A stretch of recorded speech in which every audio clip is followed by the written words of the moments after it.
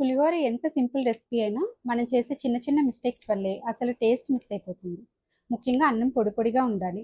చింతపండు పుల్లదనం సరిగ్గా బ్యాలెన్స్ అవ్వాలి.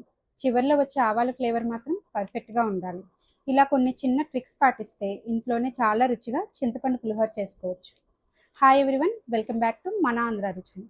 ఈరోజు మనం ఇలాంటి కొన్ని చిన్న టిప్స్ పాటిస్తూ చాలా టేస్టీగా ఉండే చింతపండు పులిహోర చేసుకుందాం. ముందుగా ఒక గ్లాస్ బియ్యం తీసుకుని బాగా కడిగి 10 నిమిషాలు నానబెట్టుకుందాం. ఇప్పుడు ఈ బియ్యాన్ని వండేటప్పుడు కొంచెం నూనె వేయాలి. ఇక్కడ నూనె వేయడం వల్ల అన్నం గింజలు ఒకదానికొకటి అతుక్కోకుండా పొడి పొడిగా వస్తాయి. చింతపండును కొద్దిగా నీళ్ళల్లో వేసి నానబెట్టుకోవాలి. అలాగే ఒక చిన్న బౌల్లో కొద్దిగా ఆవాలు, ఒక ఎండుమిరపకాయ, ఒక చిన్న అల్లం ముక్క వేసి కొద్దిగా నీళ్లు పోసి నానబెట్టుకుందాం. ఇవి చివర్లో గ్రైండ్ చేసి ఆవు పిండిగా ఉపయోగిస్తాం. ఇప్పుడు మన పులిహోరకి పోపు సిద్ధం చేసుకుందాం. కడాయిలో ముందుగా కొద్దిగా వేరుశనగపప్పు, జీడిపప్పు వేసి మంచి గోల్డెన్ కలర్ వచ్చే వరకు వేయించుకుందాం. ఇవి వేగిన వెంటనే పక్కకు తీసి పెట్టుకుంటాను. ఇలా ముందే వేయించి పక్కన పెట్టడం వల్ల చివరిలో వేసినప్పుడు ఇవి మంచి క్రంచ్తో ఉంటాయి. ఇప్పుడు అదే కడాయిలో కొద్దిగా నూనె వేసి ఆవాలు, శనగపప్పు, మినపప్పు వేసుకుందాం. ఆవాలు చిటిపట్లాడి పప్పులు మంచి రంగులోకి వచ్చాక పచ్చిమిర్చి, కరివేపాకు వేసుకుందాం.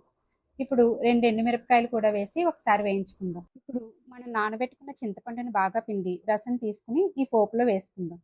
ఇక్కడ ఒక చిన్న సీక్రెట్ ఉంది. చింతపండు పుల్లగా ఉండడంతో పాటు కొంచెం వగరుగా కూడా ఉంటుంది కదా, ఆ టేస్ట్ని బ్యాలెన్స్ చేయడానికి ఇందులో కొద్దిగా బెల్లం వేస్తాను. బెల్లం ఎక్కువ వేయాల్సిన అవసరం లేదు. కొద్దిగా వేస్తే చింతపండు పుల్లదనం, వగరు రెండూ బ్యాలెన్స్ అయ్యి టేస్ట్ చాలా బాగుంటుంది. ఇప్పుడు ఇందులో పసుపు, తగినంత ఉప్పు వేసి బాగా కలుపుకుందాం. ఈ చింతపండు గుజ్జుని బాగా మరిగించాలి. గుజ్జు కొంచెం దగ్గర పడి నూనె పైకి తేలే వరకు ఉడికిస్తేనే చింతపండు రాస్మెల్పోయి మంచి ఫ్లేవర్ వస్తుంది. ఇప్పుడు గుజ్జు బాగా దగ్గర పడింది, నూనె కూడా బాగా పైకి తేలుతుంది. చింతపండు గుజ్జు రెడీ అయిపోయింది. ఇప్పుడు అన్నాన్ని ఒక పళ్ళెంలో వేసుకుని చల్లారబెట్టుకుందాం. పులిహోర కలిపేటప్పుడు అన్నం, చింతపండు గుజ్జు రెండూ కూడా చల్లారిన తర్వాతే కలుపుకోవాలి. అన్నంలో కరివేపాకును వేసి కలుపుకోవాలి. ఈ చింతపండు గుజ్జుని కొద్ది కొద్దిగా వేసుకుంటూ నెమ్మదిగా కలుపుకుందాం. ఒక్కసారిగా మొత్తం గుజ్జు వేయకుండా అన్నానికి ఎంత అవసరమో అంతే వేసుకుంటే టేస్ట్ కూడా మనకి నచ్చినట్టుగా ఉంటుంది. ఇక మనం ముందుగా నానబెట్టుకున్న ఆవాలు, ఎండుమిరపకాయ, అల్లం ముక్కలను కొద్దిగా నీళ్ళతో మెత్తగా గ్రైండ్ చేసుకుందాం. ఈ ఆవు పిండిని ఇప్పుడు మనం అన్నంలో వేసి బాగా కలుపుకుందాం. ఆవు పిండిని చివర్లో వేయడం వల్ల దాని ఫ్లేవర్ చాలా ఫ్రెష్గా ఉంటుంది.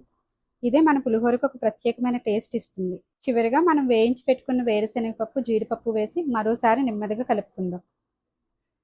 ఇప్పుడు మన చింతపండు పులిహోర పూర్తిగా రెడీ. గింజ గింజగా ఉన్న అన్నం చింతపండు గుజ్జుతో చక్కగా కోటయ్యి మధ్యలో క్రిస్పీగా వేరుశనగపప్పు, జీడిపప్పు. ఇదే కదా మనకు కావలసిన సాంప్రదాయ చింతపండు పులిహోర.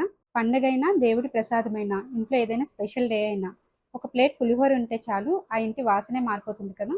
మీరు కూడా ఈ చిన్న చిన్న ట్రిక్స్తో చింతపండు పులిహోర చేసి చూడండి. రెసిపీ నచ్చితే లైక్ చేసి షేర్ చేయండి. ఇలాంటి మరిన్ని రెసిపీస్ కోసం మన ఛానల్ని సబ్స్క్రైబ్ చేసుకోండి. Thank you for watching.